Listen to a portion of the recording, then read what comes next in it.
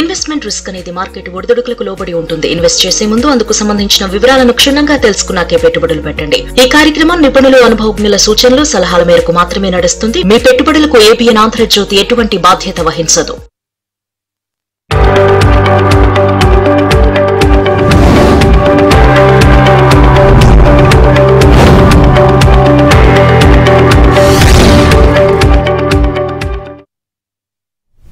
నమస్తే, welcome to business news. దేశీయ stock మార్కెట్లు నష్టాల్లో కొనసాగుతున్నాయి. సెన్సెక్స్, నిఫ్టీ నష్టాల్లో ట్రేడ్ అవుతున్నాయి.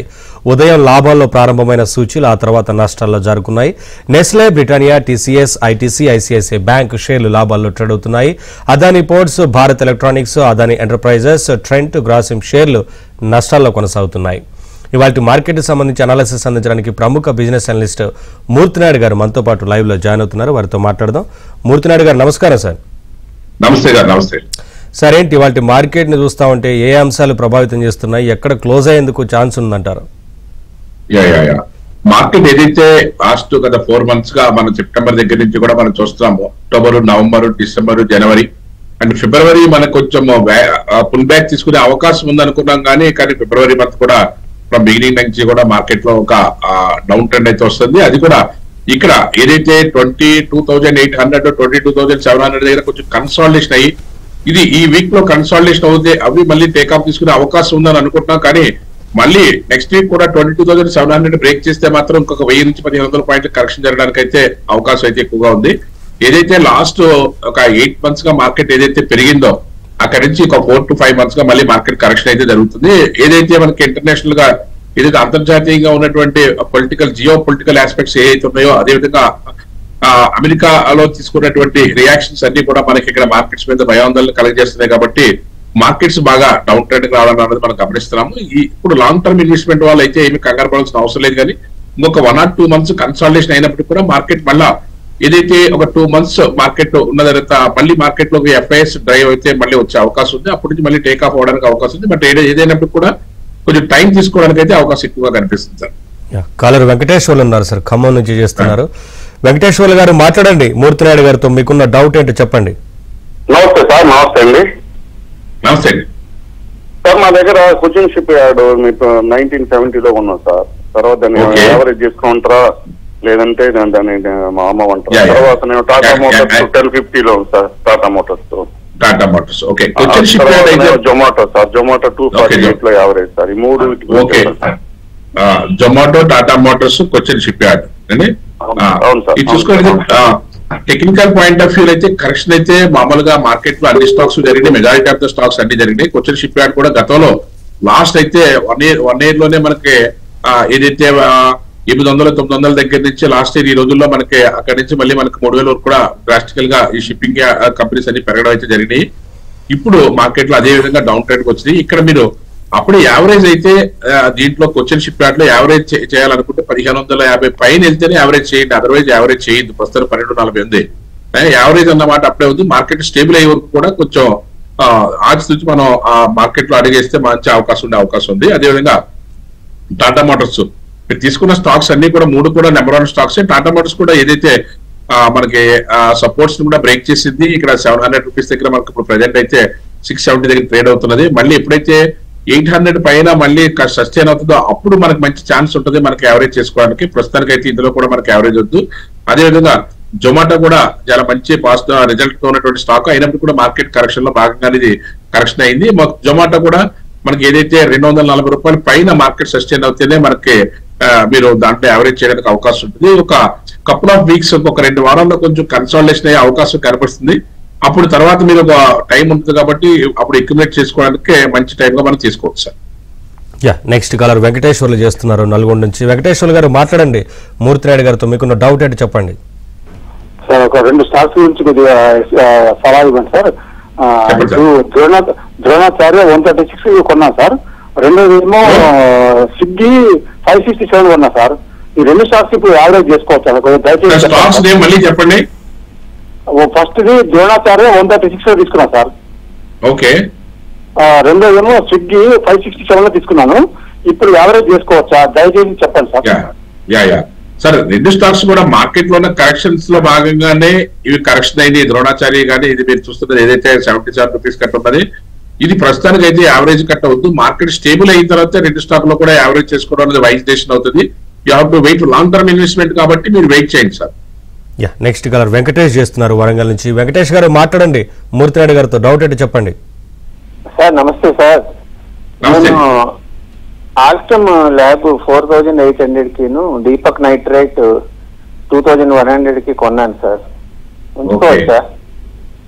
ఆల్కమ్ ల్యాబొరేటరీస్ అనేది నెంబర్ 1 స్టాక్ అండి, ఇబ్బంది లేదు. కరెక్షన్ లో భాగంగానే కరెక్షన్ జరిగింది, మీరు వెయిట్ చేయండి. ఇంకోటి దీపక్ నైట్రేట్ ఏదైతే ఉన్నదో దీపక్ నైట్రేట్ కూడా పెద్దగా అయితే కరెక్షన్ అయితే జరగలేదు కాబట్టి మీరు యావరేజ్ గా అయితే మాత్రం ఒక 2 వీక్స్ అయితే ఆగండి. ఎందుకంటే మార్కెట్ యొక్క స్టెబిలిటీ ఏంటన్నది కొంచెం మనకి అండర్స్టాండ్ అవుతుంటది. ఎందుకంటే రోజు రోజుకి కూడా మార్కెట్ 100-150 పాయింట్లు నిఫ్టీ కరెక్షన్ జరుగుతూనే ఉన్నది.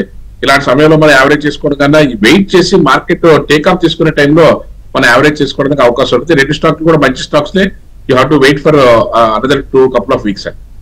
నెక్స్ట్ కలర్ విజయ్ భాస్కర్ రెడ్డి చేస్తున్నారు హైదరాబాద్ నుంచి. విజయ్ భాస్కర్ రెడ్డి గారు మాట్లాడండి, మూర్తినాయుడు గారితో డౌట్ ఏంటి చెప్పండి. నమస్తే సార్. హలో సార్, నేను నాట్కో ఫార్మా 1550 చొప్పున 2000 షేర్ తీసుకున్నా. అది ఇప్పుడు చాలా లాస్ ఉంది, దాన్ని ఉంచుకోమంటారా లేకపోతే అమ్మేయమంటారా చెప్పండి ప్లీజ్ సార్. నాకు చాలా లాస్ ఉన్నా ప్లీజ్ సార్. యాక్చువల్ గా మీరు ఇలాంటి మార్కెట్ ఇలా డౌన్ ట్రెండ్ టైంలో మనం కంగారు పడుతుందో there is no meaning sir. Natco Pharma కూడా మంచి కంపెనీ.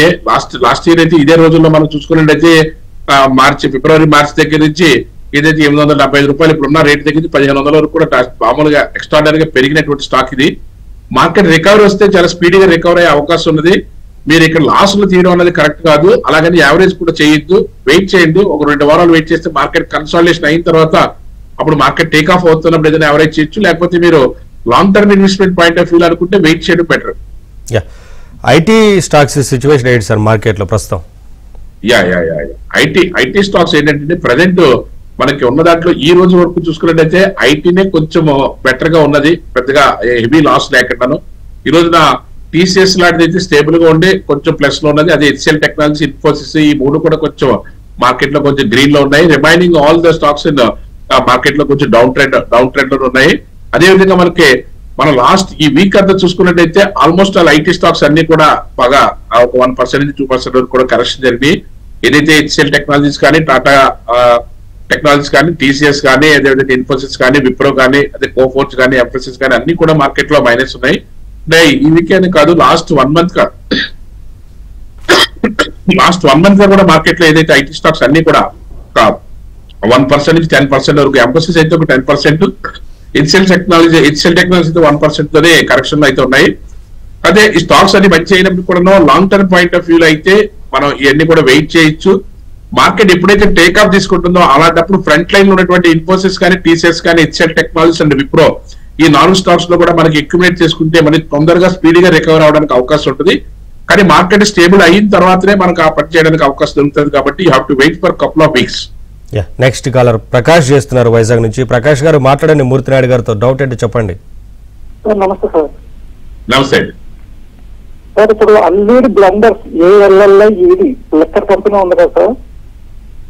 ఓకే, అల్లీడ్ బ్లెండర్స్ చెప్పండి సార్. సార్ 1 ఇయర్ కోసం అది ఎంట్రీ ప్రైస్ కాస్త చెప్పండి సార్. అదొకటి. రెండోది యూజినైట్రిక్ ఫస్ట్ పై చేయొచ్చా? ఏదండి? యూజినైట్రిక్. ఓకే మీరు అలీడ్ బ్లెండర్స్ ఏదైతే చెప్తారో అది డిస్టిలరీస్ లిమిటెడ్ దానికి సంబంధించింది. అది ఎంత బ్లెండర్స్ అండ్ డిస్టిలరీస్ దాంట్లో మనకి ఇది పెద్దగా ప్రస్తుతానికి అయితే అంత పెద్ద రిజల్ట్ ఓరియంటెడ్ గా అయితే కనిపించట్లేదు సార్ కంపెనీ. అది కూడా ఒక 9,000 crores కంపెనీ ఇది. అంటే దీంట్లో ఏదైనా స్పెసిఫిక్ రీజన్ ఉండి మీకు ఏదైనా దీని గురించి ఏదైనా ఇన్ అండ్ అరౌండ్ తెలుసుంటే తప్ప అదర్వైజ్ మీరు ఇలాంటి స్టాక్స్ లో కాకుండా ఫ్రంట్ లైన్ స్టాక్స్ లో పెట్టుకోవడం ఉత్తమం అవుతుంది సార్. నెక్స్ట్ కలర్ సురేష్ చేస్తున్నారు హైదరాబాద్ నుంచి. సురేష్ గారు మాట్లాడండి, మూర్తినాయుడు గారితో డౌట్ ఏంటో చెప్పండి. నమస్తే అండి, నేను ఎన్టీపీజీ షేర్స్ తీసుకున్నానండి. ఒక 370 తీసుకున్నా. ప్రజెంట్ ఏమో డౌన్ ట్రెండ్ నడుస్తోంది. అది హోల్డ్ చేయొచ్చా లేదంటే ఏంటనే పరిస్థితి ఏంటో చెప్తారు? పర్వాలేదు సార్, హోల్డ్ చేయండి సార్. లాస్ట్ ఇయర్ ఇదే స్టాక్ 250 రూపాయల నుంచి సుమారుగా 420, 440 వరకు వెళ్ళిందండి.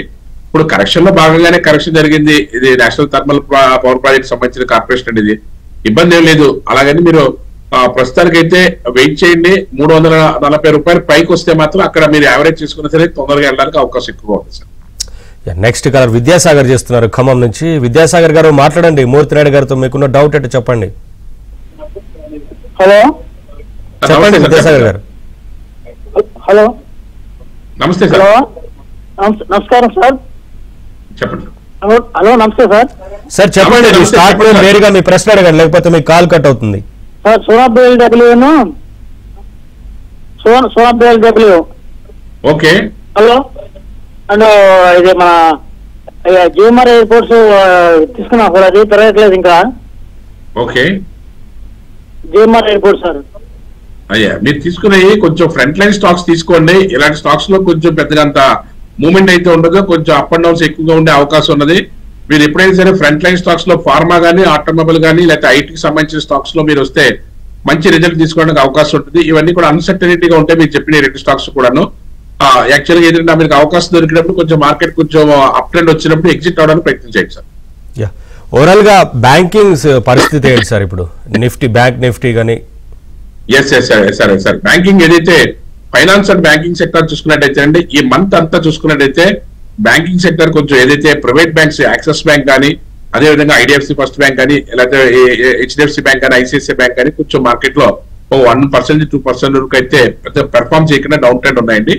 అదేవిధంగా గవర్నమెంట్ బ్యాంక్స్ లాంటిది ఎస్బీఐ లాంటి స్టాక్, కెనరా బ్యాంక్ లాంటి స్టాక్, లేదా పంజాబ్ నేషనల్ బ్యాంక్ ఇలాంటి కూడా ఒక 5 to 7% లాస్ లో ఉండటం అయితే జరిగింది సార్.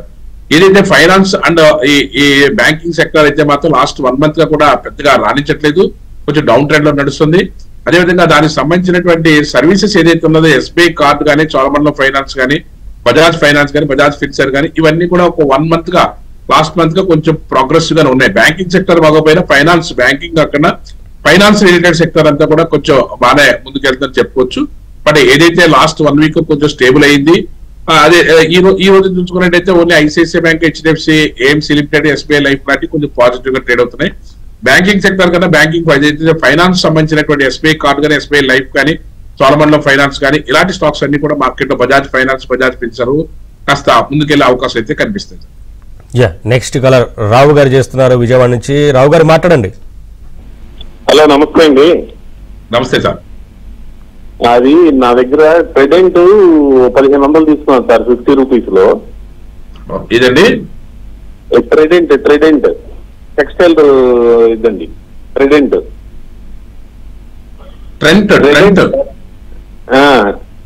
అండి. స్టాటిన్ క్రెడిట్ ఒక 300 తీసుకున్నానండి. ఓకే. తర్వాత బ్యాంకింగ్ సెక్టర్ ఎలాగుంటాయి ఇప్పుడు? దాన్ని మళ్ళా కొనమంటారా, లేకపోతే దానికి డౌన్ అయిపోయింది కదండి బాగా అయ్యి, అదే ఏదైనా చేయమంటారా అని దాన్ని.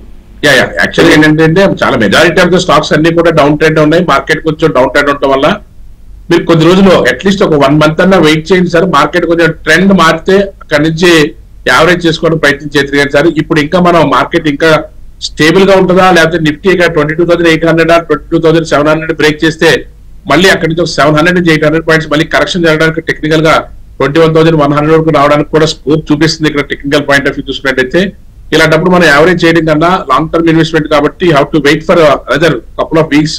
తర్వాత మార్కెట్ స్టేబుల్ అయితే అప్పుడు మనం యావరేజ్ చేసుకుంటే మనకి తొందరగా రిటర్న్ అవడానికి అవకాశం. గారు ఇటు ఫైనాన్స్ స్టాక్స్ గురించి ఇంతకుముందు మాట్లాడుకున్నాం, అలాగే ఇన్సూరెన్స్ కు సంబంధించిన కంపెనీల స్టాక్స్ ఎలా ఉన్నాయి? ఫైనాన్స్ సెక్టర్ లో ఇన్సూరెన్స్ సంబంధించిన స్టాక్స్ అయితే కొంచెం ప్రోగ్రెసివ్ గానే ఉన్నాయి సార్. ఎందుకంటే ఏదైతే హెచ్డిఎఫ్సి లైఫ్ కానీ, ఎస్బీఐ లైఫ్ కానీ ఇవన్నీ కూడా అంటే మనం మార్కెట్ లో రెగ్యులర్ స్టాక్స్ లేదా regular finance sectors stocks correction అయినట్టుగా కరెక్షన్ కాకుండా కొంచెం స్టేబుల్ గానే ఉన్నాయి సార్. ఎస్బీఐ లైఫ్ కానీ, హెచ్డిఎఫ్సి లైఫ్ కానీ, ఎస్బీఐ కార్డు కానీ ఇలాంటి స్టాక్స్ లో ఏదైతే ఉందో ఈ ఇన్సూరెన్స్ సెక్టర్ అంతా కూడా ప్రోగ్రెసివ్ గా ఉంది. నెక్స్ట్ కలర్ రమేష్ చేస్తున్నారు. రమేష్ గారు మాట్లాడండి, మూర్తినాయుడు గారితో డౌట్ ఏంటి చెప్పండి. Sir good afternoon sir. Sir Radico Titan 2500 తీసుకున్నానండి. ఓకే. ప్రజెంట్ 2150 రూపీస్ ఎలా ఉంది, వేసుకోమంటారా లేకపోతే యావరేజ్ చేసుకోమంటారా? యాక్చువల్ గా దాంట్లో మీరు యావరేజ్ చేసుకోవడానికి అప్పుడే ప్రయత్నం చేయొద్దు. ఒక 2 weeks ఆగితే మార్కెట్ యొక్క డైరెక్షన్ మనకు ఐడెంటిఫై చేసుకునే అవకాశం ఎక్కువగా ఉంటుంది. ఆ తర్వాత మనం అక్కడ మార్కెట్ లో మనం ఎక్కడి నుంచి యావరేజ్ చేసుకోవచ్చు ఏంటంతా కూడా ఒక 2 weeks మార్కెట్ జరిగితే తప్ప. ఎందుకంటే ప్రస్తుతానికి అయితే అన్స్టేబుల్ గా ఉన్నది, అన్సర్టనిటీగా ఉన్నది. దీన్ని మనం కొద్ది రోజులు వెయిట్ చేస్తే తప్ప దీంట్లో మనకి మళ్ళీ టేక్ ఆఫ్ తీసుకునే అవకాశం ఎప్పుడు వస్తుంది అన్నది మనం డిసైడ్ చేసిన తర్వాత మనం యావరేజ్ చేసుకున్నా సరే మనం మార్కెట్ కొంచెం తొందరగా రికవర్ అవడానికి అవకాశం ఉంటుంది. నెక్స్ట్ కాలర్ సతీష్ చేస్తున్నారు హైదరాబాద్ నుంచి. సతీష్ గారు మాట్లాడండి మూర్తి నాయుడు గారితో. నమస్తే నాయుడు గారు. నమస్తే సార్. సార్ నా దగ్గర మోరపన్ ల్యాబ్స్ ఒకటి, బయోకాన్ ఒకటి ఉంది సార్. ఈ రెండు లాంగ్ టర్మ్ హోల్డ్ చేయమంటారా? లాస్ట్ లో ఉన్న 25%.